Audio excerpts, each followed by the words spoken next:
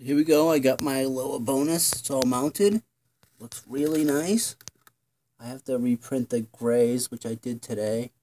I ran out of blue. Is that my little test Arduino? This is just to run the test. Yep.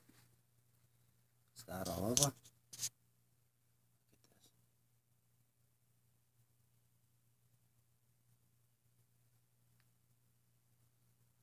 Get the light.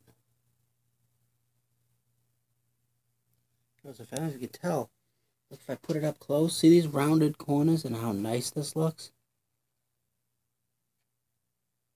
See how it rounds and it's recessed inside? I did a really nice job. That's my first, and I just have to make the cover for this so it'll be, recessed like that. And it'll look really nice.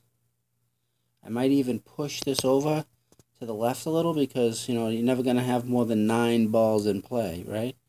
So might as well. There you go. My bad boy.